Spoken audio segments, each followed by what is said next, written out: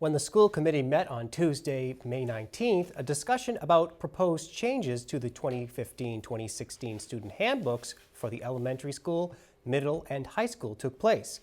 While the main areas of revision centered around the bullying, physical restraint, and acceptable use policies, a couple other areas of concern were raised by members.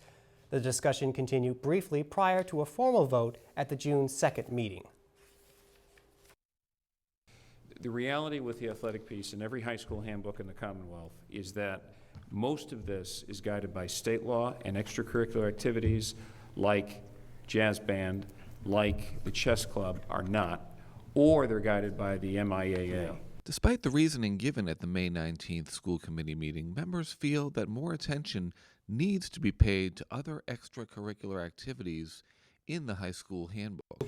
You want to be clear, because if your son or daughter is not an athlete, you're not going to read all that MIAA stuff. So I think it should be real clear to people that these are the things that are common to all co-curricular activities. When redefining the definition of aggressor and expanding the bullying policy to include students and staff, questions arose about the suspension policy. Students and parents have more opportunity by law now to have a conversation about whether or not what a suspension is about. We have to actually notify parents and have conversations with them unless it's an emergency for a suspension to take place. With requests to expand the appeal process to all suspensions regardless of their length, Superintendent Dan Goodykanst offered his opinion.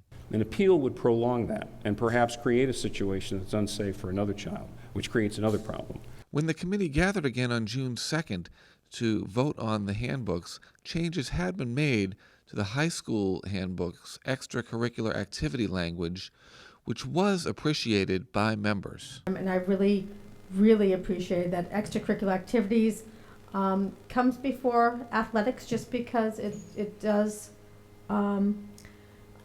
look like an afterthought anymore. The changes did not extend to the suspension appeal process, however, which influenced one member when it came time for the vote. For me, it would be very helpful if you were able to continue that fact-finding and provide us with some data around suspensions for this year, what else is happening in our area, any other feedback that you think might be pertinent to the question and issue that I have raised and discussed around suspension and appeal process. I don't think that we have enough right now for me to vote yes to approve the handbooks, but I am going to abstain as I did before. For now, the appeal process will not be extended to short-term suspensions and will only remain in place for long-term suspensions.